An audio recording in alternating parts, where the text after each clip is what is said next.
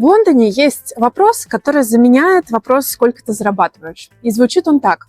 В каком районе ты живешь? Когда я искала квартиру, риэлтор сказал мне одну фразу, и я сначала не поняла ее значения. Вы вообще понимаете, насколько серьезный выбор для своей жизни вы делаете? Здесь действительно не принято спрашивать в лоб, сколько ты зарабатываешь, но вот спросить про район могут и довольно часто. Потому что, по сути, это твоя визитная карточка, показатель статуса и класса. Когда я только переехала, я чуть не сломала голову, пытаясь вообще разобраться во всей этой системе. Сегодня я покажу, кто и где живет в Лондоне, почему город разделен именно так, как совершенно разные миры могут существовать просто на соседних улицах, что такое лондонский банан и при чем здесь направление ветра. Также я расскажу про дискриминацию по почтовому индексу и про джентрификацию, такой процесс, из-за которого непрестижные, неблагополучные районы становятся очень привлекательными и модными. И мы попробуем разобраться, какие же районы Лондона самые престижные и кто в них живет.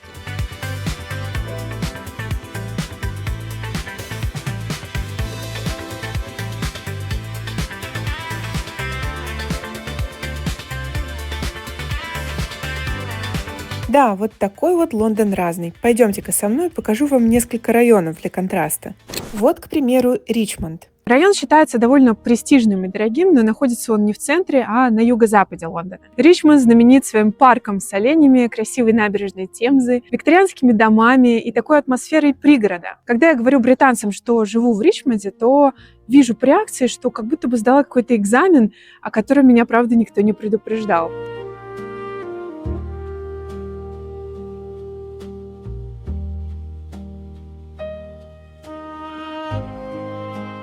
А это Хаунслоу, всего минут 15 езды от меня. Это один из самых многонациональных районов Лондона. Улицы и дома здесь уже не выглядят так сказочно, а после Ричмонда Хаунслоу ощущается как другой город.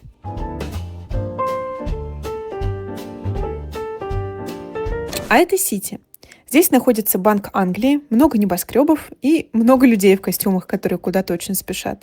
Работает здесь почти 500 000 человек, а живет всего 9 тысяч, и после 6 вечера это почти город-призрак.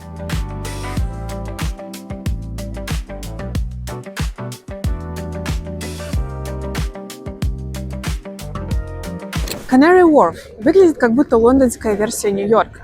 Стеклянные башни, модные коктейль-бары, люди хорошо одетые. Казалось бы, вот оно, богатство и успех. Но в британской системе координат это New Money, без корней, и район не считается суперпрестижным.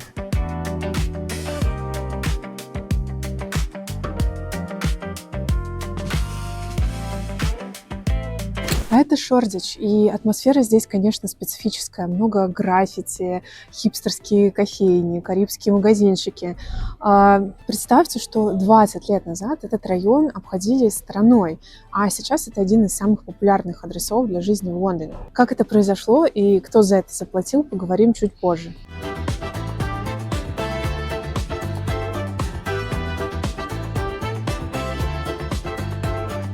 В Лондоне сотни районов и 33 административные единицы, boroughs. Этот город как большой калейдоскоп, где каждое стеклышко в узоре – это отдельный мир со своей историей и своими правилами. Лично у меня есть опыт жизни в 3 районах – это Ealing, Canary Wharf и Ричмонд, в котором живу я сейчас. И я вам хочу сказать, что это как будто бы жить в 3 разных городах. Я выросла в Москве, и там все устроено гораздо проще. Все, что в пределах центра и бульварного кольца – это красиво, престижно, круто там жить. В пределах МКАД, уже компромисс, но нормально. А за МКАДом, вообще какая-то отдельная вселенная. Риэлторы, с которыми я общалась, говорят, что русскоязычные по привычке очень тянутся поселиться именно в центре Лондона. И только со временем они понимают, что лучшие районы находятся далеко не только там. Но как же получилось, что Лондон устроен именно так? И какие правила игры нужно знать, чтобы не напороться на нехороший район? Чтобы нам это понять, нужно вернуться на несколько сотен лет назад. Представьте карту Лондона. В центре Темза. Она течет с запада на восток и впадает в море. И вот этот простой географический факт объясняет все. Порт всегда был на востоке. Корабли заходили с моря вверх по реке. Значит, восток – это доки, это грузы, это запах рыбы и дегтя, это рабочие, которые разгружают суда. И именно сюда причаливали иммигранты, они буквально сходили с кораблей и оседали в ближайших кварталах. В Сити в средние века жили и работали купцы и торговцы. Это был живой город с рынками, с домами, с церквями, но после Великого пожара богатые начали уходить. Куда? На запад. И вот почему. Ветер в Лондоне дует с юго-запада. Это значит, что весь дым фабрик, весь запах доков, сточных канав сносило на восток. Запад был буквально чище. Свежий воздух – это была роскошь. Аристократия строила особняки в Вестминстере, Кенсингтоне, Челси. И все это бывшие загородные поместья, которые город поглотил по мере роста. Король жил в Вестминстере к западу от Сити. Купцы работали в Сити, рабочие жили на востоке. И это такая картинка, которая сложилась к 17 веку, и, в принципе, она держится до сих пор. У риэлторов есть такое понятие «лондонский банан». Если взять карту Лондона и соединить самые дорогие, самые престижные районы, то получится такая форма банана, который тянется где-то от Хэмпстед туда, в сторону Челси, загибается он как раз вот где-то в районе Ричмонда. Это как раз историческая территория аристократии и старых денег. И все, что внутри, это как раз индексы SW, W, то есть самые желанные на самом деле адреса. Все, что снаружи, это уже территория новых денег, такие районы, например, как Canary Wharf, либо рабочие районы, либо какие-то аутентичные такие творческие районы, которые сейчас в процессе трансформации. И что реально интересно, что границы этого банана практически не изменились за 300 лет. То есть границы престижа успеха в Лондоне, они, на удивление, стабильны. Кстати, про классовое общество в Великобритании у меня есть отдельное видео, можете посмотреть его, оно есть на канале. Ну и не забудьте, пожалуйста, поставить лайк этому видео и подписаться, если видео вам нравится. Я снимаю про парадоксы жизни в UK и иммиграцию. Лондонский банан лежит в основе так называемой postcode discrimination.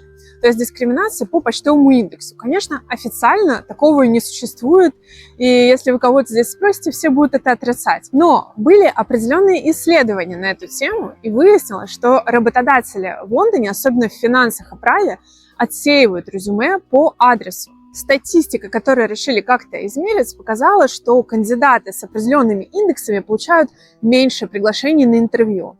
Вот представьте, что резюме абсолютно одинаковое образование и опыт, но человек, допустим, из Челси скорее получит приглашение на интервью, чем из Пекхэма. И это происходит, потому что решения принимают в конечном итоге люди. И люди смотрят на эти индексы и в итоге доверяют банану. Помните риэлтора, которая сказала мне внимательно подойти к выбору района для жизни? Вот что она имела в виду на самом деле. Кстати, в одном из прошлых видео я обещала рассказать о прогулках по Лондону, которые я запускаю совместно с художницей-искусствоведом Аней Моховой. Проект будет называться Sunday Culture Club, и первая прогулка будет по району Ричмонд в середине апреля. Мы не просто поговорим об истории района, но еще и посетим Хэм-хаус, где снимали Бриджертонов, проведем арт-практику и, конечно, заглянем в аутентичный паб. Ссылку на запись я оставлю в описании и в закрепленном комментарии. Приходите, здорово проведем время вместе. Если с распределением классов все ясно, то с этническим распределением все, конечно, сложнее. Лондон пережил и переживает постоянные притоки мигрантов. В 17 веке это были гугеноты, бежавшие протестанты из Франции, которые осели в Ист-Энде. В 19 веке ирландцы, а вот в конце 19-го, начале 20 века евреи из России и Польши.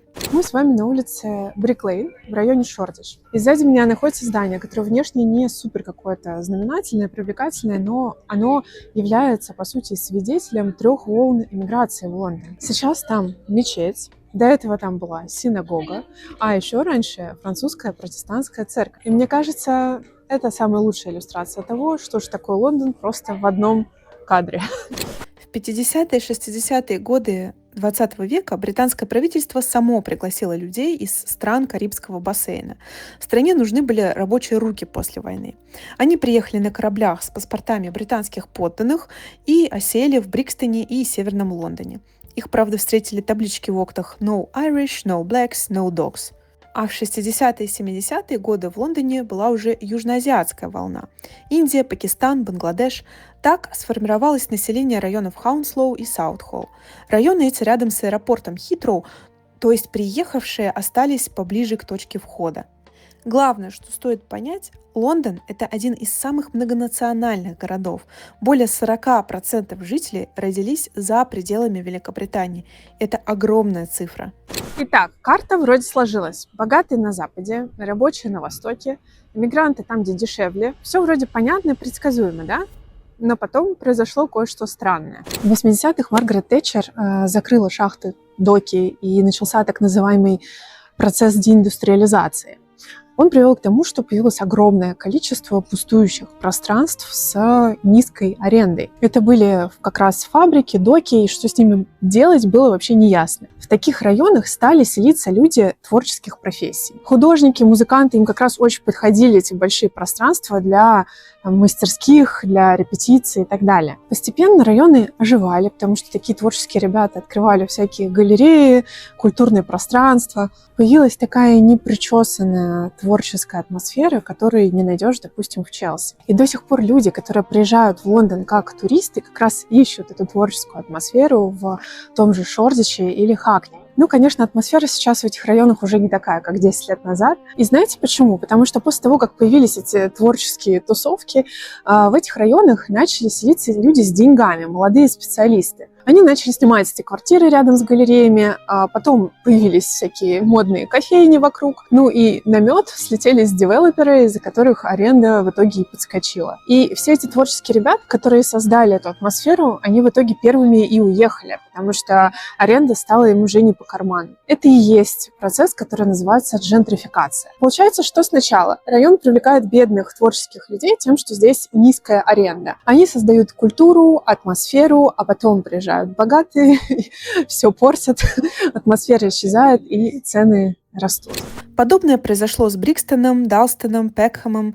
Карибская община, которая десятилетиями создавала культуру Брикстона, постепенно съезжает в более дешевые районы. Или еще пример. Ноттинг-Хилл, который я много показывала в видео про феномен любви британцев к винтажу. Сегодня это один из самых дорогих и желанных районов Лондона. Те самые цветные дома, которые все видели в Инстаграм. Но еще недавно это был бедный иммигрантский район. Это было всего несколько десятилетий назад. Вот Canary Wharf – это пример джентрификации сверху. Это очень интересный район, и когда я только переехала в Лондон, я 1 месяц в нем жила. В 80-х здесь были умирающие доки. Тысячи докеров потеряли работу, когда контейнерные перевозки убили старый портовый бизнес. Район был просто в полном упадке. И Тэтчер решила проблему радикально, перестроила здесь просто все. Здесь появился финансовый квартал с нуля. В 22 году здесь открылась ветка метро Элизабет Лейн. Таким образом, район стал связан с центром, добраться можно буквально за десятки минут, и цены на жилье здесь очень сильно выросли. Сегодня здесь живут и работают тысячи людей, здесь много торговых центров, открываются новые магазины, и даже здесь строят и планируют открыть очень интересный проект «Пляж». Но вот какой парадокс получился. Докеры, которые работали здесь поколениями, не получили от этого преображения района ничего. Их ранее неприглядный дешевый район стал им просто не по карману. Знаете, когда я выбирала район, я понятия не имела вообще обо всем этом контексте. Мы смотрели квартиры в Кройдоне, в Сурбитоне, и вот случайно совершенно нашли квартиру в Ричмонде, которая вписалась в наш бюджет. Я ее здесь даже на канале показывала. Мы отталкивались даже не от престижности района, а от наличия хороших школ в нем. И оказалось, что попали мы на самом деле в один из самых хороших районов Лондона. Я думаю, что мне просто очень повезло, и я знаю, что другим везет, конечно, меньше. Потому что Лондон и процесс выбора жилья и района в нем похож на самом деле на игру ходилку.